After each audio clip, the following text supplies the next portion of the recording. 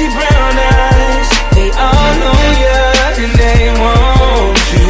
I know they need you in their life, but you my vibe tonight, and I love you. Oh, baby, don't try to act like. What's up, you guys? Welcome back to my channel. And today is gonna be a little bit different. I'm doing another story time video. It's gonna be a little bit emotional, but I'm gonna try my best to explain the story and how it happened. So today, as you can see in the title down below, I'm gonna tell you about my rape story. So on August 14th of 2015, I was assaulted by one of my friends, what I thought was my friend. We had agreed to go to breakfast on a Friday, and he came to my house on a Friday around 12:49 a.m. And he came in my house. He spoke to my mom. He stayed about an hour.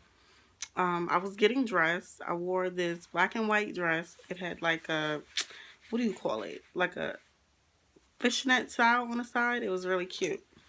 And then I was wearing this white, all white and gold bag with some black flats. And then my hair was in box braids, but it was in a ponytail. It was long. And so I told my mom, I was like, I love you. I will see you soon. And I should be back in a couple of hours or so. So we proceeded to go out the door.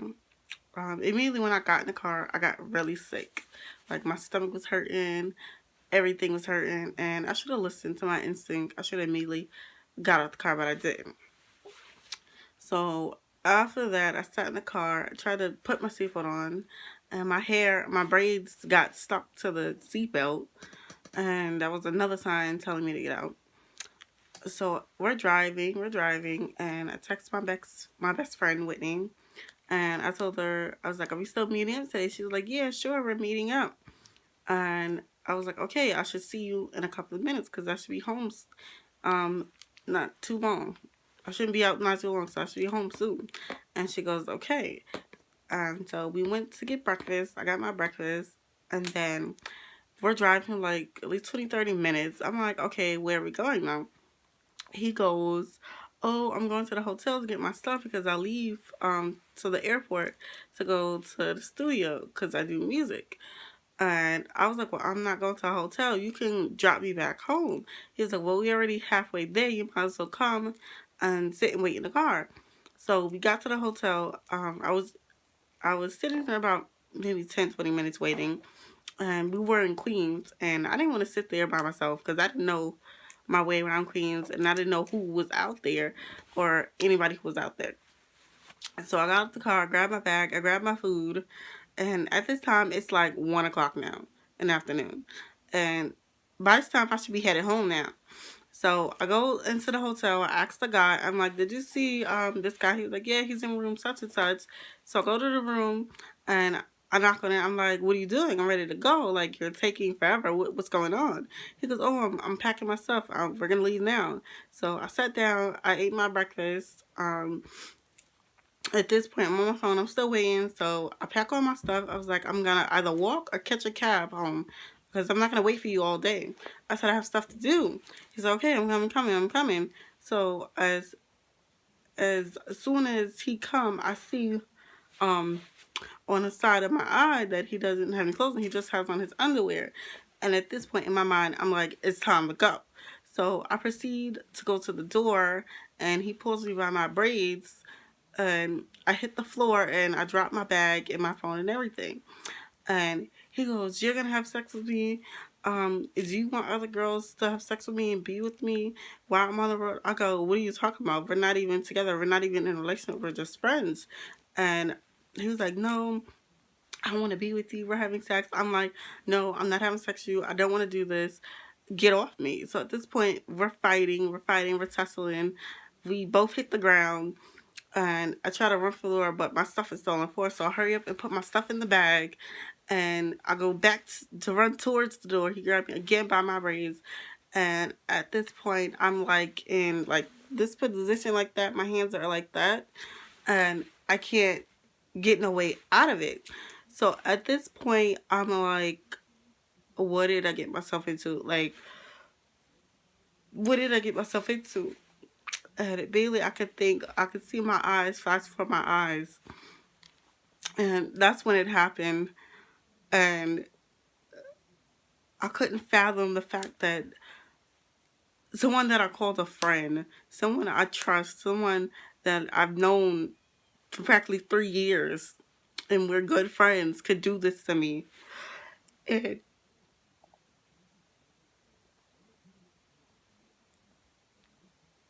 oh my God.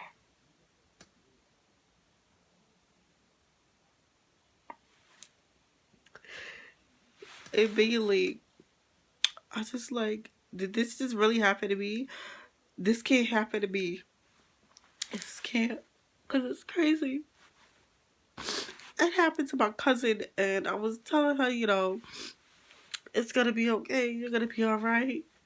I know what you're going through. And at the time, I didn't, because I've never been raped before in my life, and it happened to me.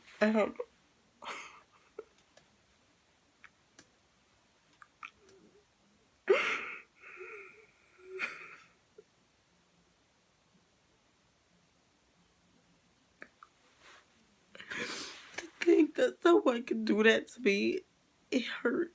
So,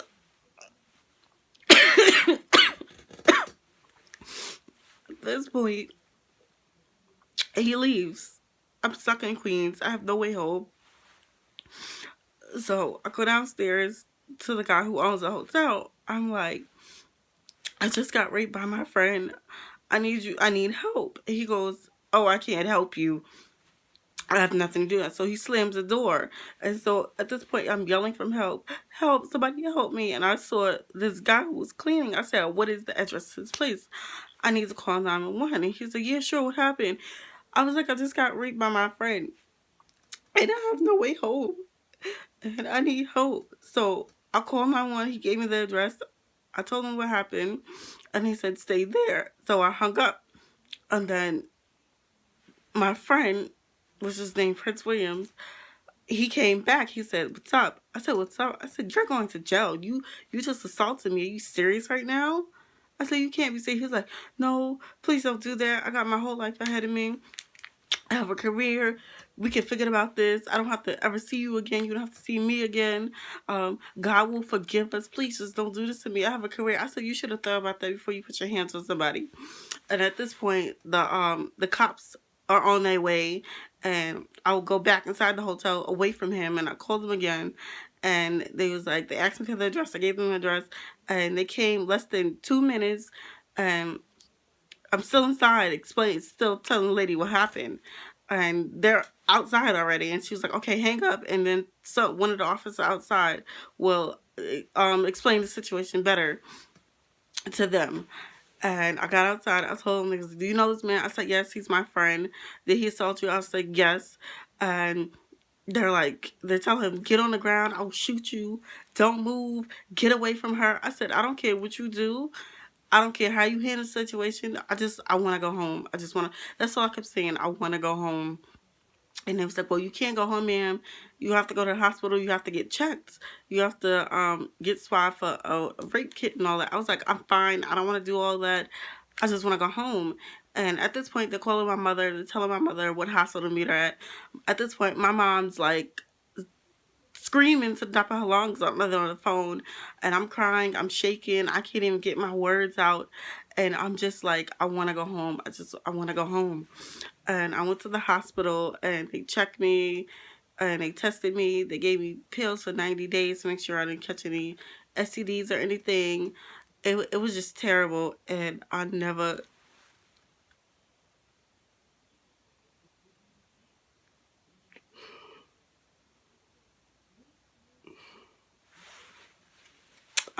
thought that I would go through something so traumatizing, so devious, so freaking emotional. And it happened when I was 19. I'm now 22 years old, and it still affects me to this day. Like, I go down the street and I still don't feel safe around people.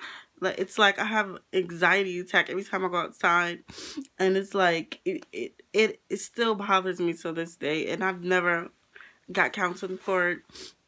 I never got help, but I did build a foundation called Knowns Being Know and Awareness, and I do it every year.